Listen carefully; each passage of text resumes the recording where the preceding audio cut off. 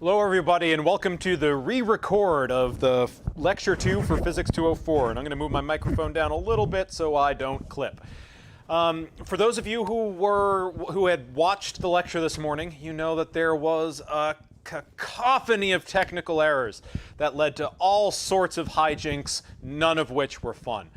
So I am re-recording this lecture in its entirety because the culmination of those technical difficulties was that I accidentally deleted the lecture I recorded. That's the wonderful world we live in now, of virtual lecturing from my infinite void of nothingness. The good news is that this means I'll be able to start over from scratch. I won't be quite as flustered as I was this morning, and hopefully I can go through the content of this morning's lecture in a little bit more detail and clarify some things. If you watched the lecture this morning and don't feel like watching this whole thing again, totally fine. Just shoot me an email, set up a Zoom meeting, ask me if you have specific questions, and I'm happy to go over things individually one-on-one with you.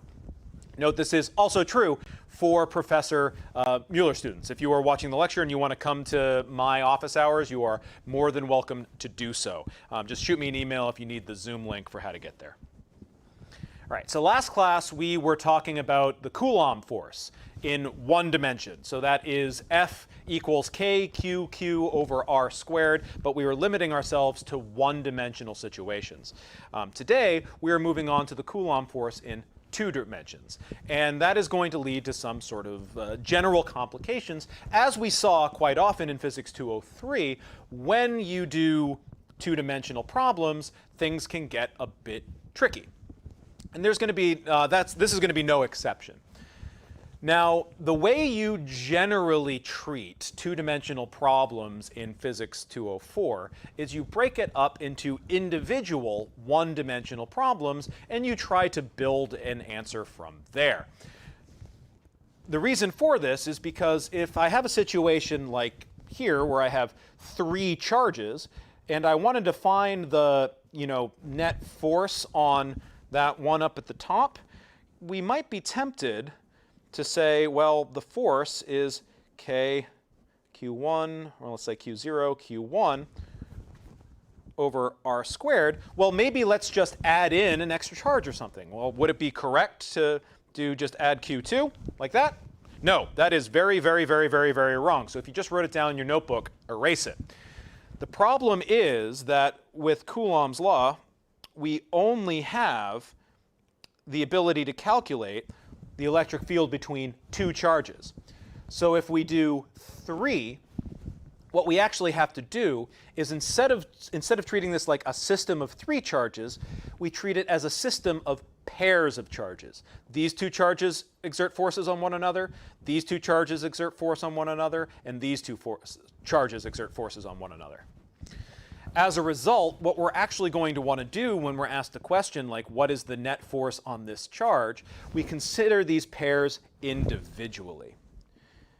Now, to that end, I'm actually going to zoom in here, and I'm going to start describing how we do so. Now, the first that I'm going to choose to do is this charge down here, because this is nice and easy. These two charges are separated by a vertical line. The distance between them is known. It is 2 meters. And we know that because these are oppositely charged, they're going to attract one another. So this negative charge will pull down on this positive charge.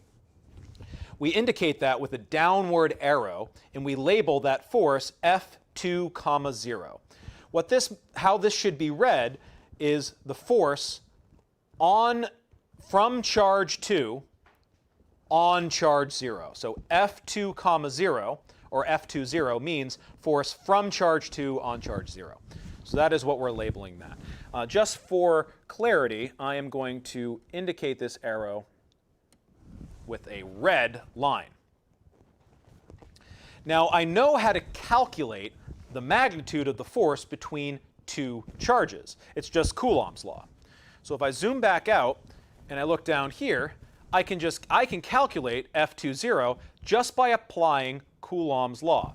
So that red arrow I drew up here, its magnitude is given by that formula, which I've labeled in red. Actually, because that's not, maybe I want to label that a little differently. Maybe what I'll do is, there we go. This is the magnitude for this red arrow. Now, the next thing I'm going to want to do is zoom back in and consider the force from this pair of charges. And note that I'm trying to intentionally stand in front of this little fella down here because I am now ignoring it. I am just treating it, and I want to know what the force between these two is. I know they're both positive, so they're going to repel each other, which means this charge pushes this other one away. Note that I've drawn a dotted line, and I just continue that line up. That is the repulsive direction here. Now I'm going to similarly label that with a blue arrow because I know how to calculate the magnitude here. I take this distance. I can find that by taking 2 and 2 and combining with Pythagorean theorem. So this is going to be this, so this diagonal is going to be the square root of 2 squared plus 2 squared square root. That's just Pythagorean theorem for my right triangle, which will give me 2 square root of 2, right? Yeah. So that's going to be my radius here. And I can plug those numbers in, zooming out once again. Plugging in those numbers to Coulomb's law is going to give me this magnitude for my blue arrow up here. But now the question becomes, how do we combine these two vectors? In lecture 1, we were able to just add and subtract vectors. But the reason we were able to do that is because those vectors were in one dimension. When vectors point in the same direction, we can add them. When vectors point in the opposite direction, we can subtract them. But when vectors are at angles with respect to one another, we have to use the vector algebra rules and add by components. If you are a little uncomfortable with working with vectors, or you're a little rusty with your two-dimensional vectors, I suggest swinging by Khan Academy and doing their unit on vector addition and subtraction. It's quite short, quite good, and it will help you knock some of the rust off from Physics 203. Now, with our magnitudes in hand, that is generally going to be the first step in any sort of problem-solving process involving vectors, will be to calculate magnitudes using Coulomb's law. And that is, F equals K Q1, Q2 over R squared. The next thing we're going to want to do, though, is break our vectors down into their components. In this case, we're really just talking about x and y, but it could be z. And this is, classic trigonometry to find components of a vector. And so that's what we're going to want to do next. We're going to want to take these magnitudes and find their components. To do so, we're going to zoom back in to this, this diagram up here, and we're going to evaluate the components of each of these. The red one is easy. The red is entirely in the y direction, and it's pointing down, so it is negative. There is no x component for F20. So if I look at the bottom of the slide here, I note that F20 in the x direction is 0. In the y direction is just whatever this magnitude is with a negative sign in front of it. Negative because this is pointing down, and our convention is that positive y is up. So I can, of course, just write these numbers down.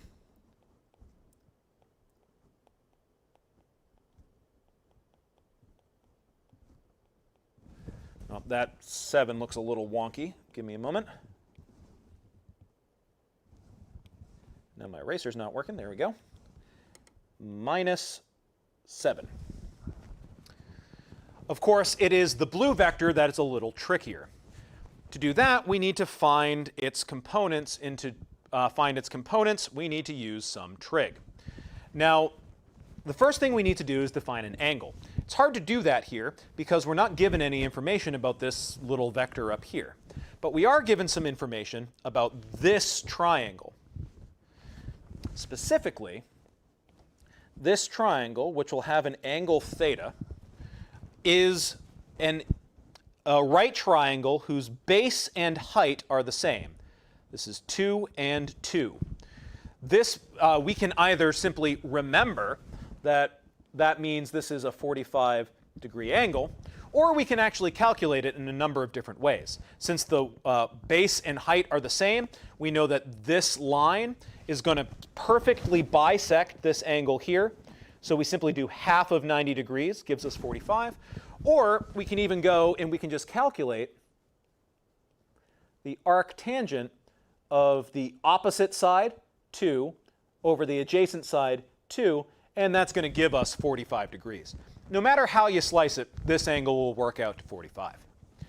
Once we have that angle, we take advantage of the fact that this big triangle here and this little triangle here are similar. And I don't mean that in the colloquial senses. I mean it to in the mathematical sense of similar triangles have the same angles in each of their corners. So if this angle is 45 degrees, this angle is 45 degrees. They are the same.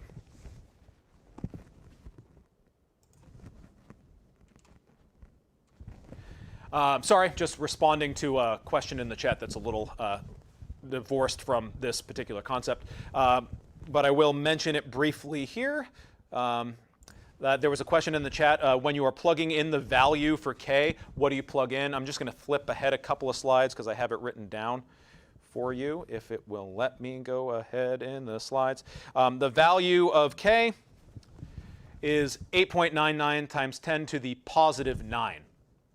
So you get that when you use that when you plug in for Coulomb's law. OK, good. Once you have these angles, we can now find the components of F10 by using SOHCAHTOA, which says that the sine of an angle is equal to opposite over hypotenuse. The cosine of an angle is the adjacent over the hypotenuse, and the tangent of an angle is equal to the opposite over adjacent. We know that here in this little triangle, the x component is the adjacent side, so it is cosine.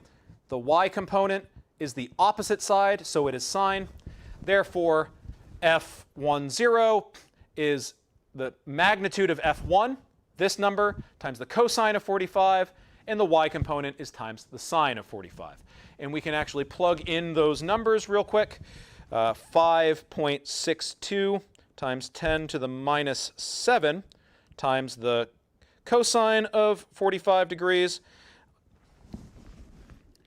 which is going to give us, I believe, for our blue component, 3.97 times 10 to the minus 7. And unsurprisingly, because of the fact that this is a 45-degree angle, the sine will give us the same thing. Once we have those, we are able to combine components that are in the same direction. We add x component to x component, y component to y component, and when we do that, the results are shown here on the next slide. Of course, only F1 had an x component, so it's just that number we calculated, whereas the y component, the two combined together to give us a negative number, resulting in this arrangement down here. So our net force is actually down and to the right on that top charge. Once we have the components, we can use Pythagorean's theorem to find the total magnitude, and as we usually do with vectors, we can use the arctangent with the x and y components to find the relative angle of that vector with respect to the positive x-axis.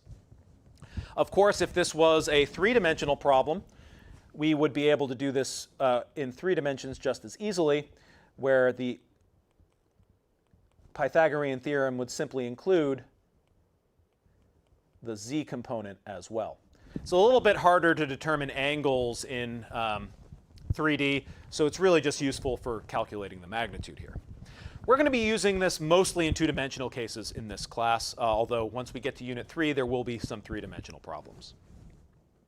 Okay, from here, we can go on to do some sort of more complex problems involving the Coulomb force in 2 dimensions. In this particular case, it was as simple as calculating the net force. In other problems like this one, we're not given the same information, and so the problem seems like it's harder, even though it's kind of just asking the same thing.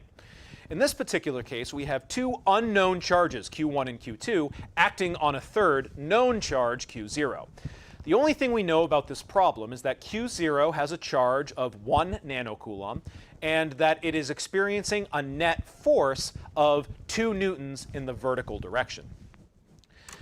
Now, when we look at this, we actually have to be a little bit careful because we don't know what direction, or rather whether these charges are positive or negative.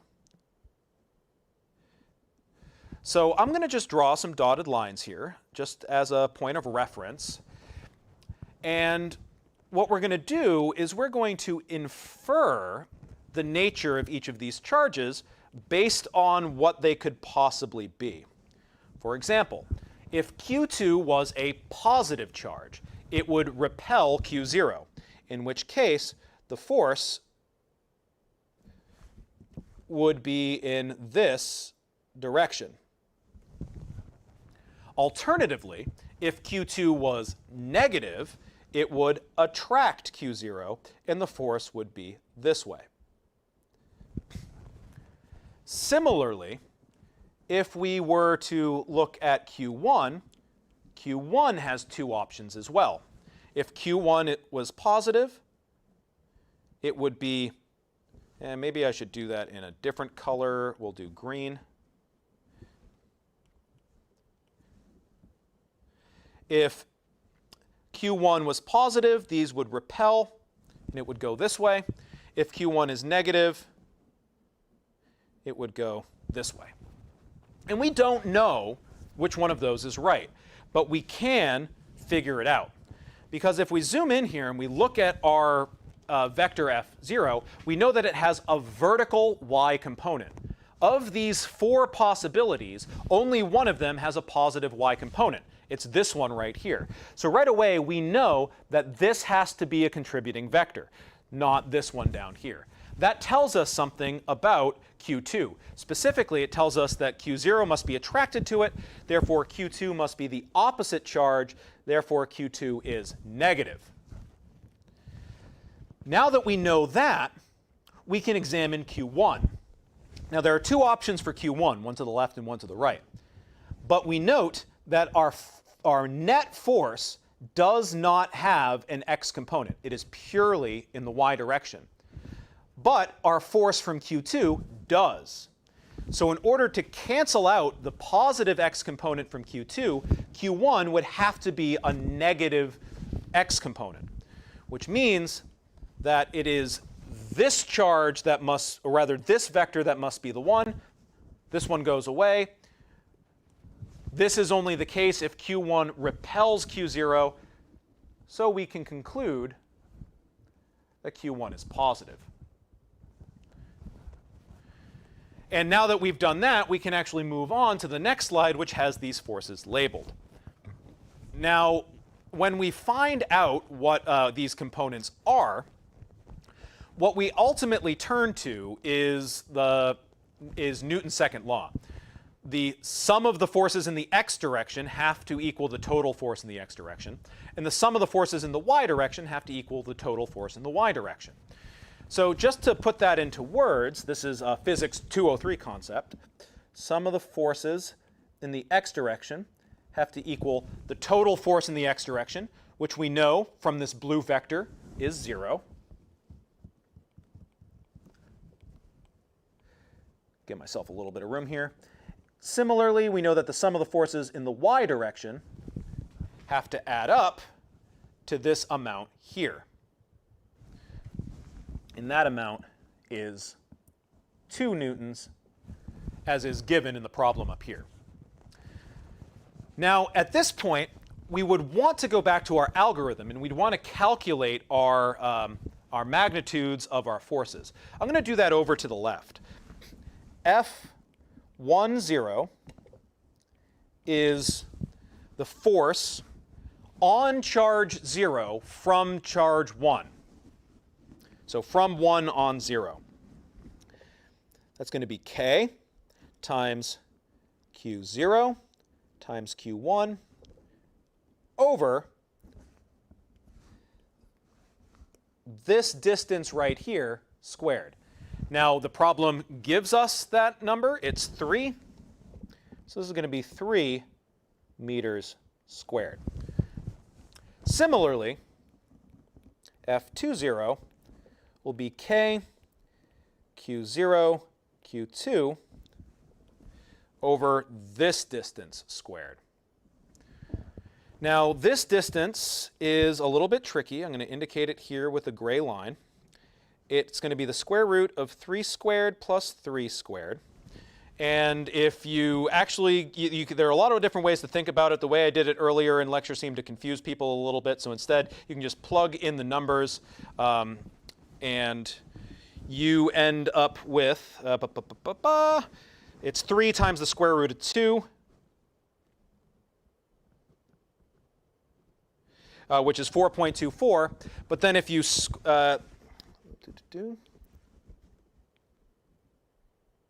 just going to write this down.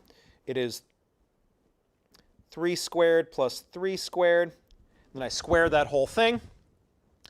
But when I square that, it turns out all that square serves to do is to get rid of the radical. Just cancels out the square root. I get 3 squared plus 3 squared, which ends up being 18 meters squared. So that would be our first step, but the problem is I don't know what Q1 and Q2 are yet, so I can't use those.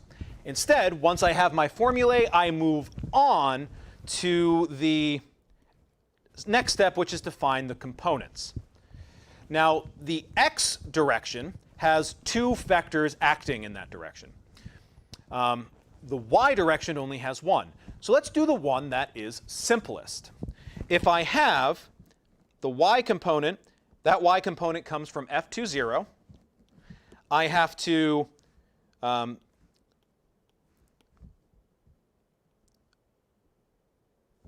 figure out what the angle is here, but that's easy enough to do because just like before, this triangle has equal base and height, so we know that the angle here is 45 degrees.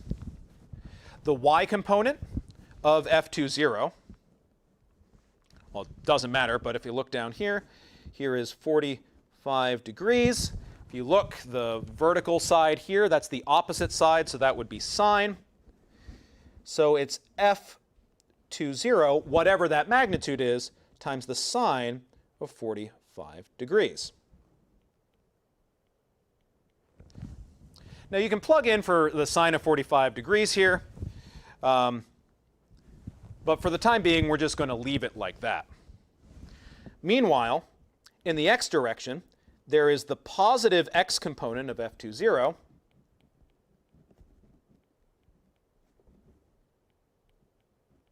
which is cosine, minus F10, which is to the left.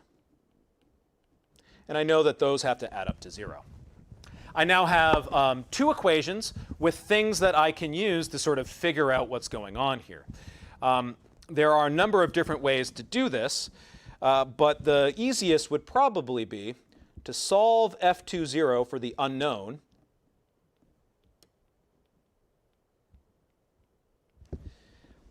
Then plug that in over here.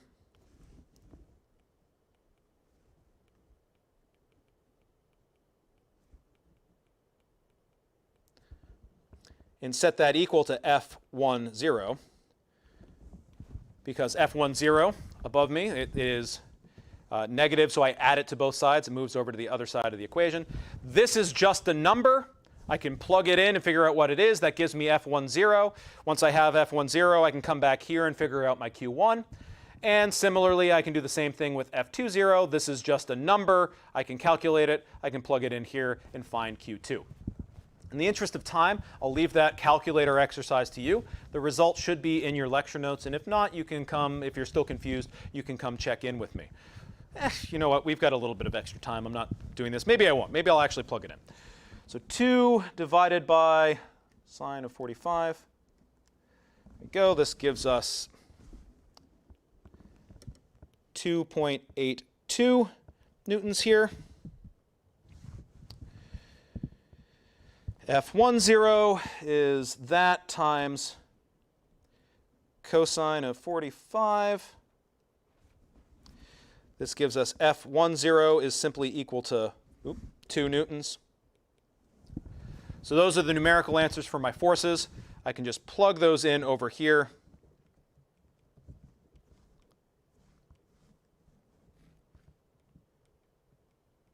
And at that point, it really does just become a plug and chug getting those last couple of charges.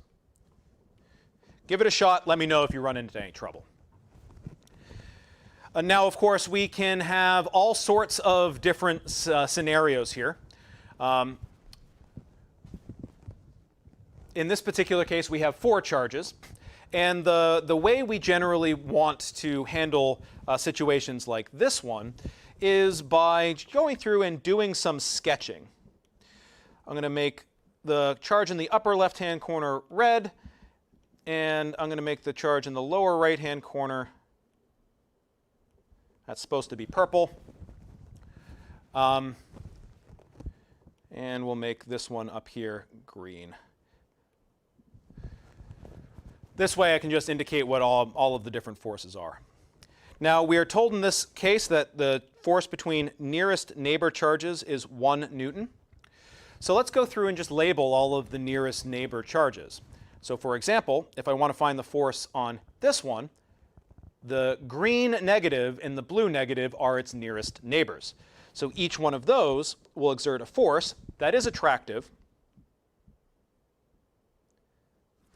of 1 newton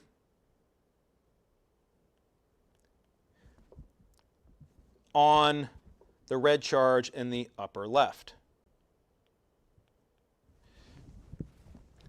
You can repeat this process for all of the charges. Green will attract this one up, it's a nearest neighbor. Blue will attract this one to the left, it's a nearest neighbor. So all of these forces are 1 newton. Red will be attractive to this one up here. It's the nearest neighbor, so it's 1 newton. Purple, 1 newton, nearest neighbor. And this just continues all the way around. And then finally, red. Of course, each one of these charges feels 3 different forces.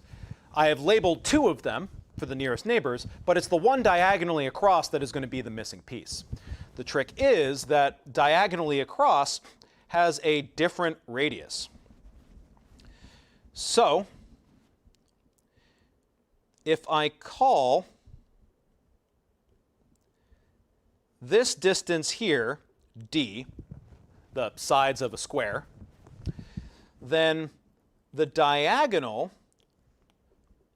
across here will end up being d times, that should not be dotted, sorry, will be d times the square root of 2. And that's just, you get that from Pythagorean's theorem. D squared plus d squared gives you 2d squared, then you take the square root. Which means if the force for nearest neighbors, which is kq squared over d squared, is equal to 1, then the force for kq squared times d square root 2 squared, we want to find out what that is. We can do this easily by just taking a ratio of these 2 things. So if the unknown, we'll call that f. And if I take f divided by 1 newton, that is kq squared over 2d squared divided by the formula that gives us 1 newton. Note that all of these unknowns, the K's, the Q's, the D's, all cancel out. And I just find out that my force is 1/2 Newton. At this point, I can label all of my remaining charges. Red and purple are going to repel each other.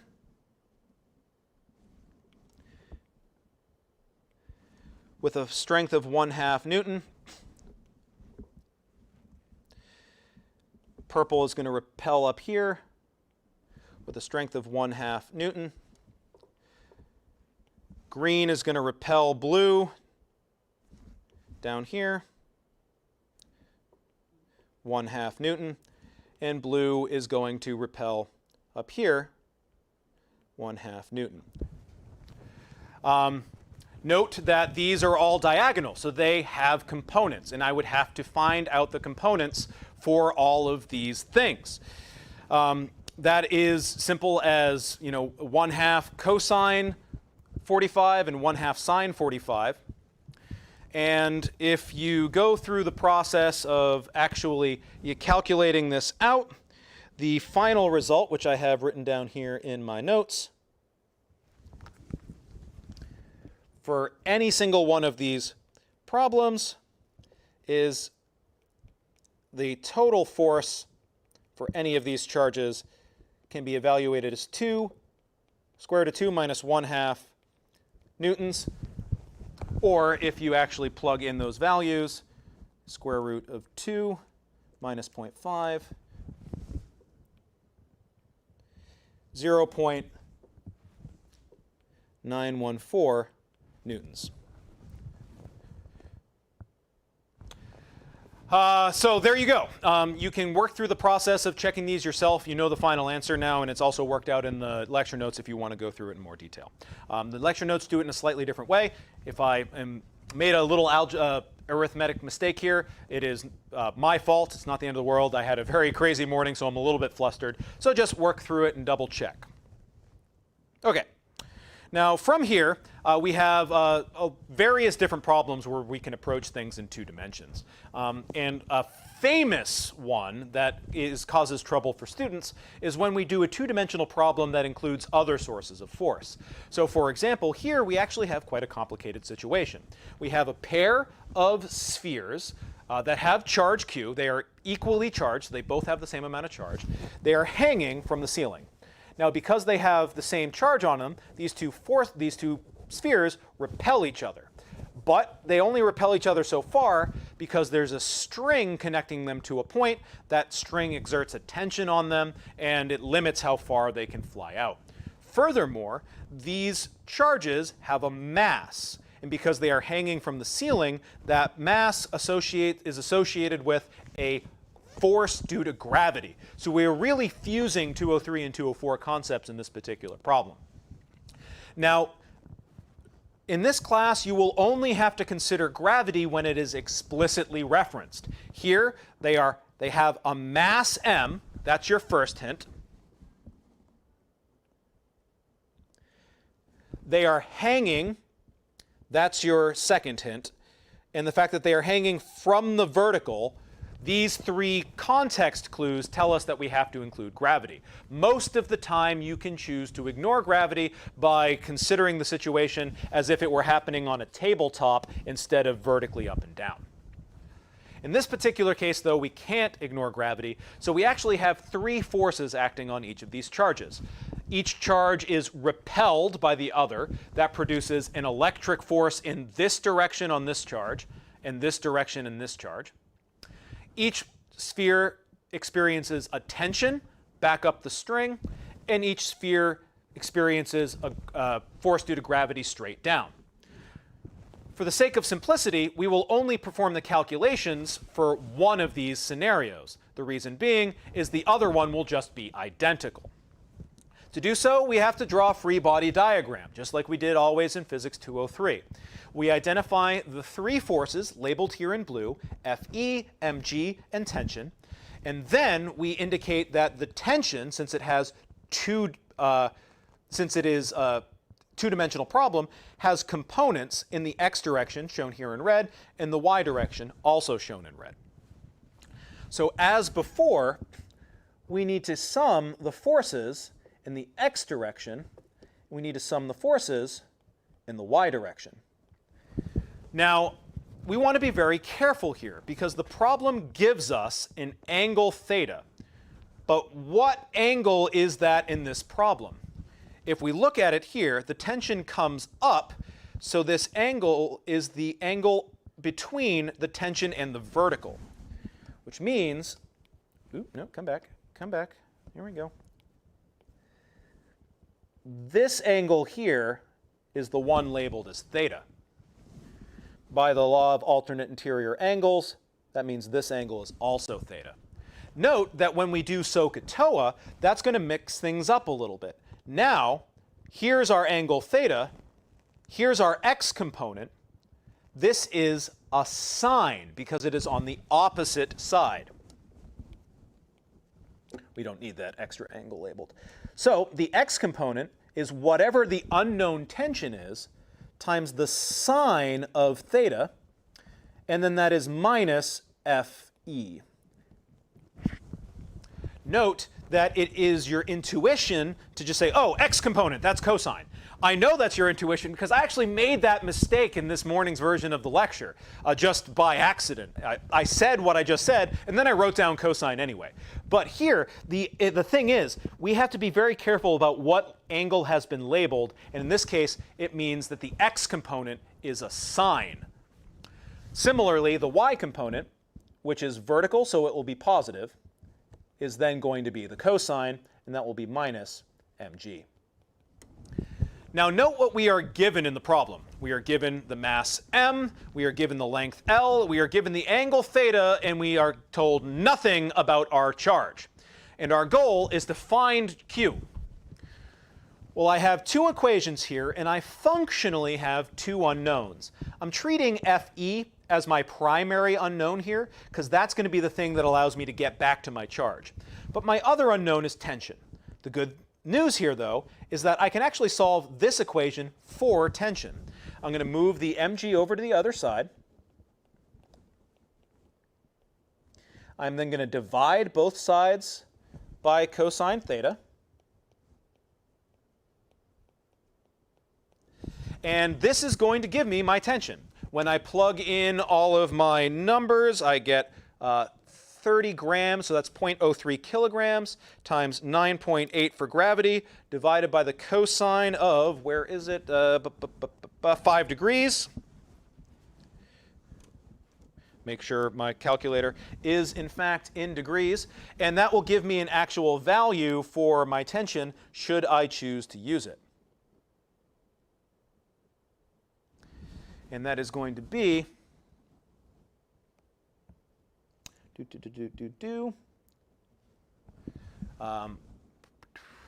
small.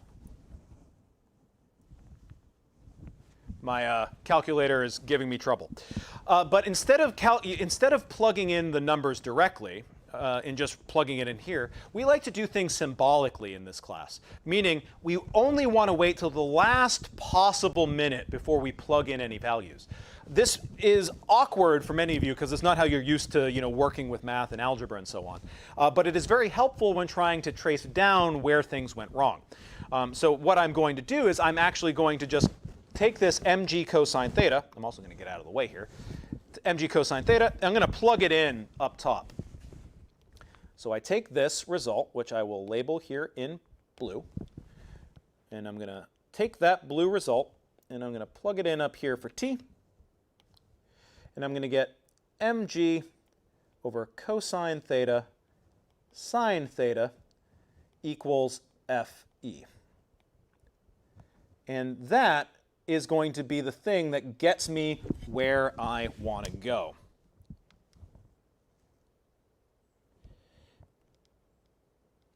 Just double checking the value here.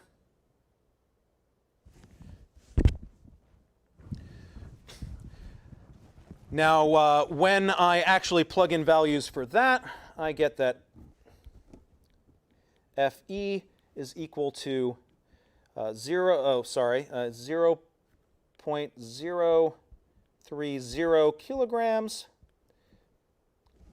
times 9.8 meters per second times the sine of 5 degrees divided by the cosine of 5 degrees.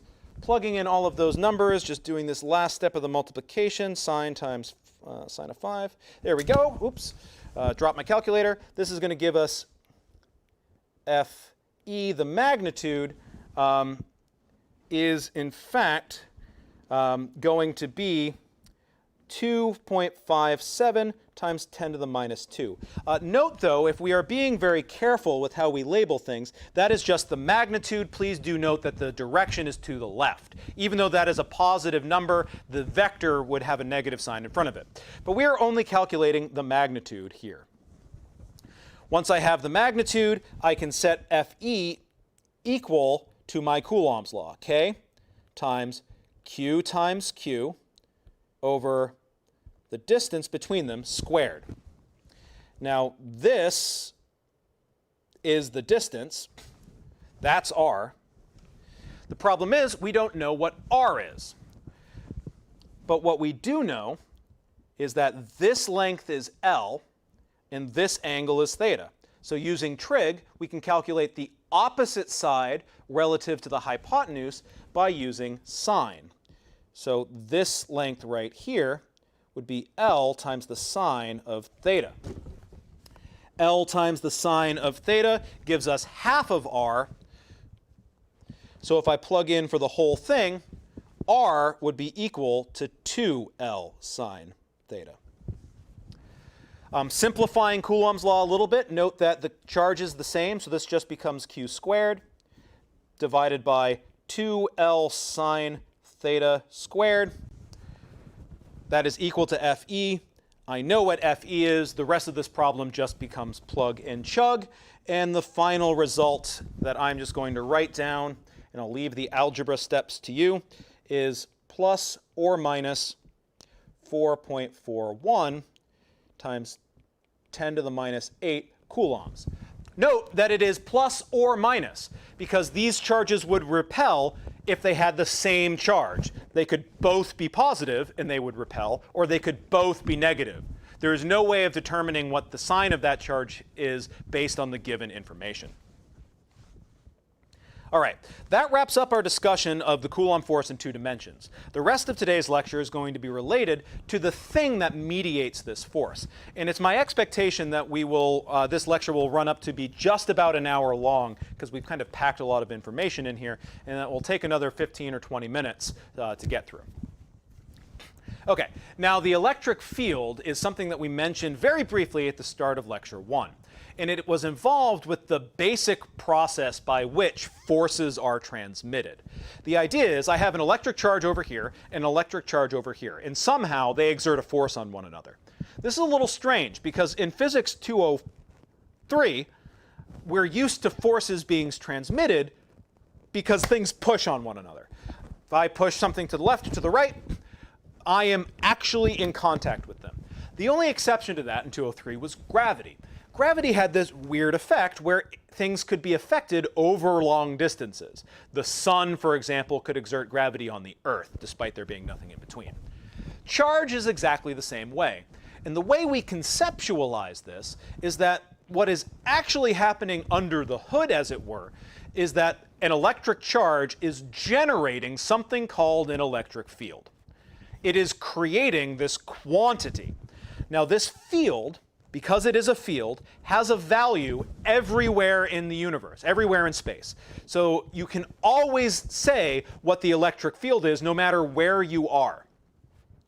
Now, this charge, which has generated this electric field, is now in a situation where if I take a second charge, the field, which has a value here, can exert a force on it. So the basic process is a charge generates a field, then it is that field that exerts the force on other charges. And of course, this can go both ways. This charge generates a field which exerts a force on this one. Meanwhile, this charge also generates a field which also exerts force on this one, Newton's third law. For every action, there is an equal and opposite reaction. Now, this electric field is a little bit weird. It's a very abstract concept. How can a number have a value everywhere in space? Think about it this way. If I talk to you about the temperature, right? The temperature on Earth. That's not one number. That is a number that is defined all over the Earth, right? There is one temperature here where I am at right now. It's apparently 65 degrees outside Fahrenheit. But in Florida, it's going to be much hotter. In Antarctica, it's going to be much colder. In Greenland, it's going to be like 33 degrees, which is a problem for a million and one reasons. But the point is, the temperature has a different value everywhere.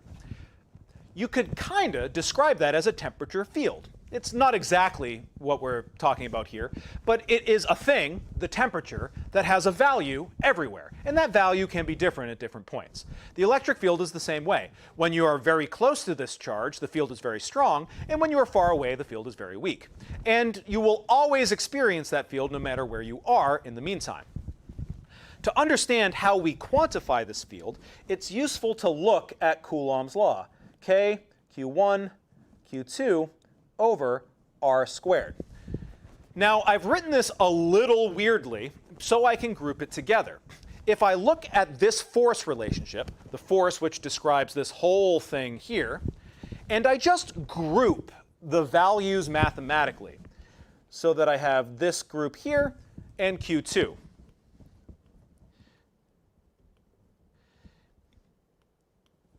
If I just color code these a little bit, actually I'll do it even better. I will color code this according to the slide. This green portion represents the field generated by Q1.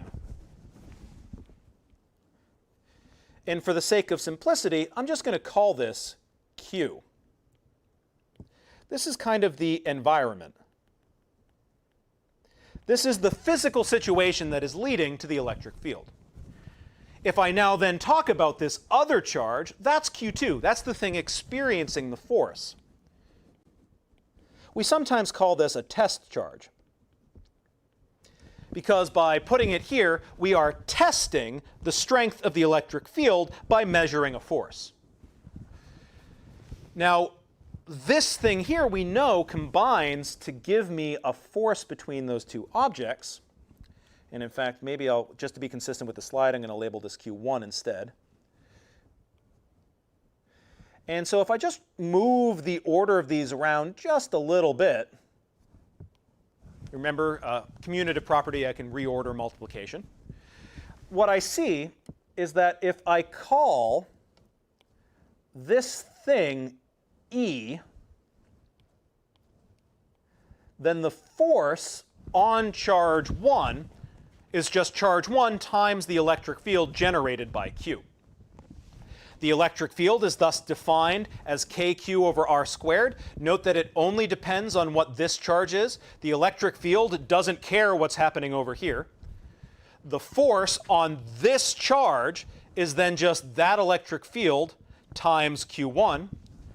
And note that for the simple case of 2 point charges, this just gives us exactly Coulomb's law, exactly like we would expect it to. Now, it's important to note that that's not always going to be true. Coulomb's law is the special case of a force between a point charge and another point charge.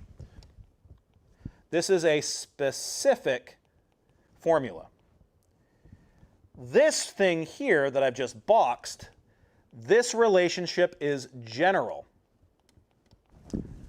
You can always use this formula as long as you know what the electric field is. You can only use this one down here when you have 2 point charges. And we'll see that that's not always the case here in a few lectures. The other thing to note is that the electric field, because the force is a vector, the electric field has to be a vector. Therefore, this has a direction, r. But if you'll note, it's that special r hat. It's the unit vector version of r, which means that the electric field always points in a radial direction from a point charge.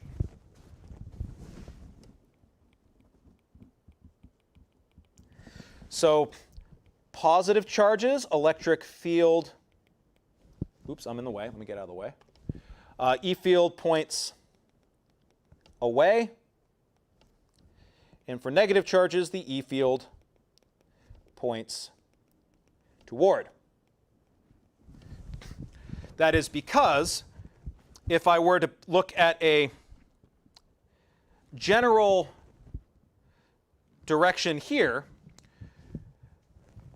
note that this would be the positive r hat vector. Well, actually, that's a little confusing how I've drawn it. Positive r means away from, because it's a radial component. This would be negative y, but it is positive r. Whereas if this was a negative charge, it would point toward. But this is where it gets tricky. The electric field is defined at a point in space, which means if I'm going to just zoom this in here so I have a little bit of whiteboard to work with. If I have a positive charge, the electric field at this point, say P1, would be different than the electric field at this point, say P2, and it would be different than the electric field at this point, say P3. In the exact same way that the temperature might be different in, I don't know, let's call it Providence, Winnipeg, and Dallas. So the electric field is going to be different at each one of these places. This is a positive charge, so it's always going to point away from it. So what we do is we draw dotted lines. This indicates the radial direction. Those dotted lines go through each point, and they connect with the point charge that's generating the field. And then what we do is we draw the electric field vector at that point. Oops, got to change that back to a solid line. At that point in the direction indicated. When you are close to the charge, the field is big. This is because E is kq over r squared. When you are far away, it is small, and it's intermediate when you're in the middle. Note that I have drawn each of these electric field vectors at the point in space I'm interested in, not as coming from the source charge, Q. And that is the same thing that is illustrated in this diagram down here. Now, electric field is abstract and it's tough, so if you're having a hard time wrapping your head around it, don't worry about it. Unfortunately, just make sure you come talk to me and we can talk through it a bit more. Unfortunately, things get pretty complicated when we talk about electric fields in multiple directions. And maybe I think what I'll do here is, because I have a little bit of extra time, I will go ahead and just, we'll go through each one of these example by example, just because I was a little bit, didn't really work out in the morning lecture. It was a little bit confusing. So I'm just going to edit this a little bit and we'll do it all together. We'll do it all at once, and let's just get rid of all of this stuff. Make those all style white. White. So there we go. Let's go through the same process we just did and try to calculate the electric field from two charges at each of the following points. First in one dimension and then in two dimensions. Now, the process for drawing the electric field is always the same. We draw some dotted lines that indicate the radial direction. So for example, from Q1 out to this point, be that line. From Q2 out to that point, it would be that line. Since this is one-dimensional, everything stays on the same axis, so all of our vectors are going to be along and aligned to that vector. Now, though, we have two different charges. Well, our formula for the electric field only talks about how to do it for one charge. So what we have to do here is we have to calculate each one individually and then combine them to get the net effect. So for example, over here at P1, the blue charge is going to create an electric field that points away. So I draw an arrow pointing away, and I call that E1. Q2 is also going to produce an electric field to the right because negative charges produce electric fields that point towards them. So I'm going to draw this offset from E1, but that's just they're really overlapping. This is just so I can label them clearly.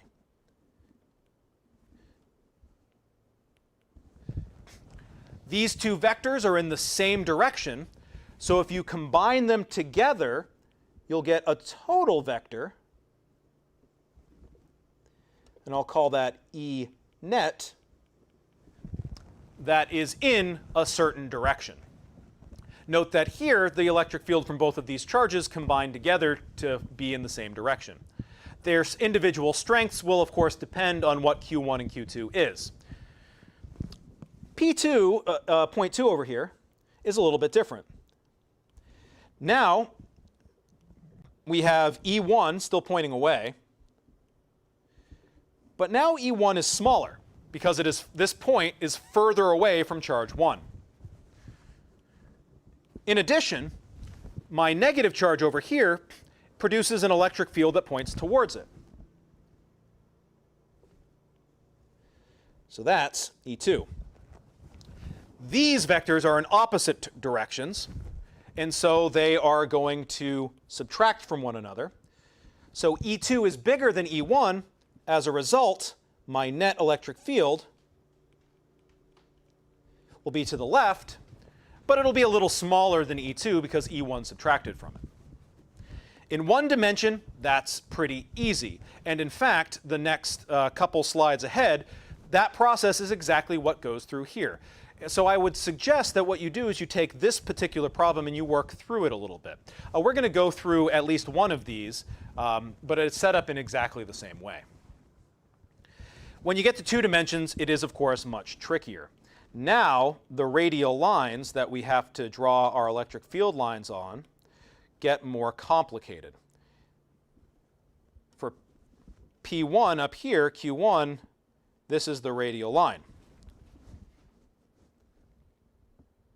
For P2, that's the radial line. So Q1, which is positive, so the electric field points away, is going to produce an electric field in this direction here. And it's going to produce an electric field in this direction here. Note that because this point down here is further away, it's smaller than the E1 up there. For Q2, which is negative, this is now the radial direction.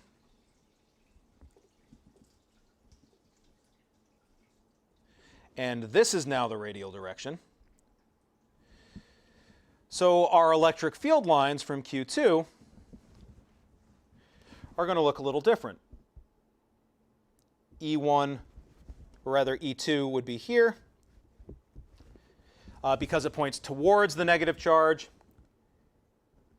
And this one would point here, again towards. Note the relative size because of the relative distances involved. As a result, when I combine these vectors, I have to combine them via components. Graphically, you can do that in a number of ways. One way to do it is through just drawing a little parallelogram. Sorry for the zooming around if I'm giving you a little bit of motion sickness. That's a bad parallelogram. Let's try that again.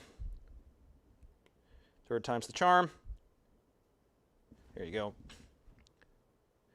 So the net electric field in each of these cases would have to be found via components like this. That is, of course, complicated. So as you can see, electric fields can be pretty tricky in 2 dimensions as well. Now, of course, this way of drawing electric fields is super clunky because you have to draw lots of lines, lots of arrows, and it's different at every point. So we want to kind of streamline a process for illustrating electric fields in a way that still carries a lot of the essential information. To do that, we introduce something called electric field lines. Because in reality, electric fields are quite complicated. They depend on your radial position, but your position can be in 3 dimensions. So it will often have an x, y, and z component. Now, because that's difficult to represent graphically, what we do instead of drawing all of those individual arrows is we draw clusters of continuous lines that we called electric field lines. Now, these diagrams carry a lot of essential information about the electric field, but there are a few rules with how we draw them. First, electric field lines begin at positive charges or at infinity. I'm going to get out of the way here. And what that means is, and I'll draw this like this, positive charges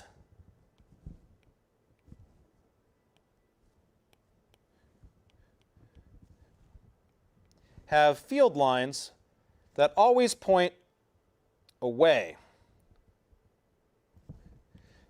These field lines start at the positive charge, and they go out to infinity.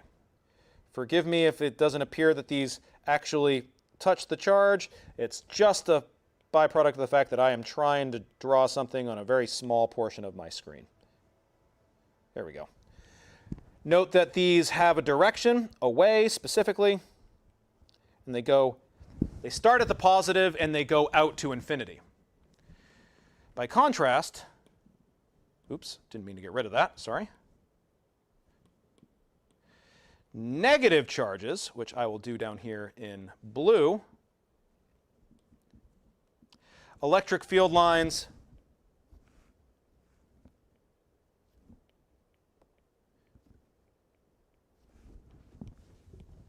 point towards negative charges but are still radial. So electric field lines start at positive charges and end at negative charges. That should be a negative charge. Let me just quickly annotate that. Let me also message the poor person who is waiting for me in a Zoom meeting that I will not be able to attend. Or they can go out to or come from infinity. When you have complicated sets of charges like this one, those rules become very important. Also important is that electric field lines never intersect. Note that none of these lines ever cross over one another. As a result, this process allows us to encode information about the electric field in our field lines. Now, this would be very complicated to derive all of these values, but it's actually very easy to infer direction. The electric field direction is always whatever vector is tangent to these curves. So at that point, that's the vector, because that's the tangent line. Down here, this is the vector, because that's the tangent line. Here, that's the vector, because that's the tangent line, and so on. The electric field is always tangent to these electric field lines.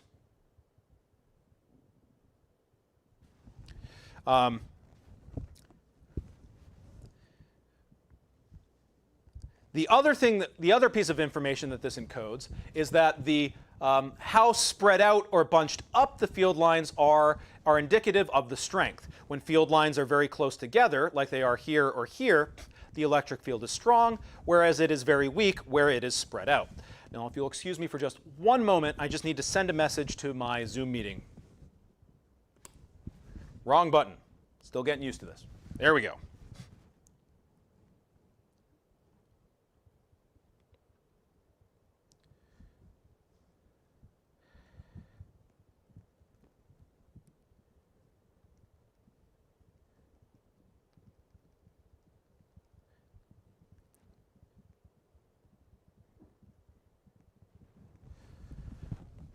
Okay, message sent. So electric field lines are a concise way of encoding information about the electric field in a visual manner. And I suggest you read through your text to get some more practice drawing those out. Now, this is a problem that is relevant to the quiz for the day, and so we'll go through it very quickly. This is the same one-dimensional thing that we did before. So P2 and P1 are points in space where we're interested in calculating the electric field. Now, what we're going to do is I will label these sort of, we'll call that blue and that red, and we'll do the same thing that we did before. Electric field will either point towards or away, and it will either be big or small. In this particular case, the red positive charge will point away at P2.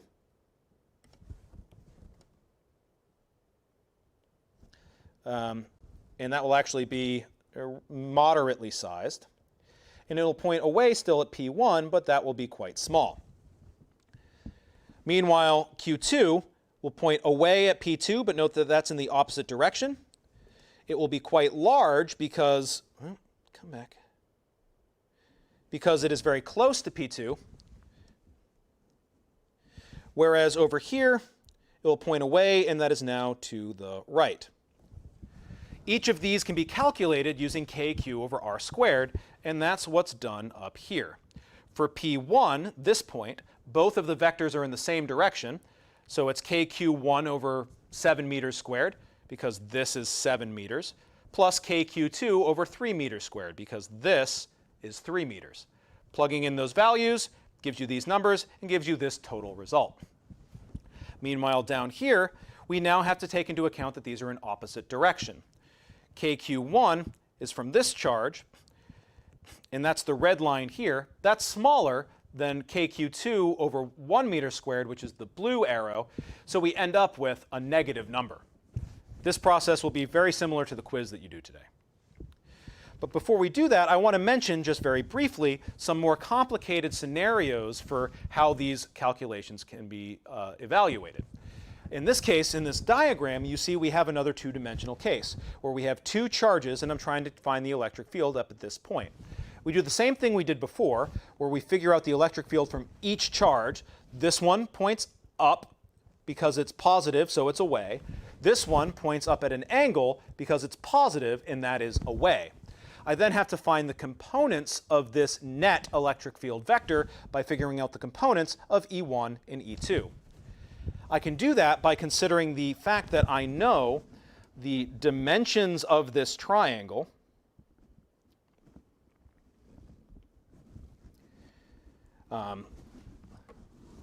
Since this is a 3, 4, 5 triangle, I can use my trigonometric relations to figure out what the various angles are. So the inverse tangent of 3 divided by 4 gives me an angle of 36.9 down here.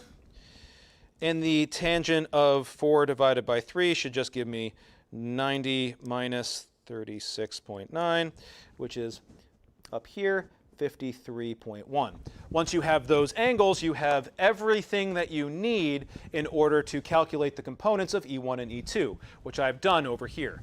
Note that E1 only has a y component, E2 has both an x in the negative direction and a y in the positive direction component, and then I just use Newton's law to calculate them.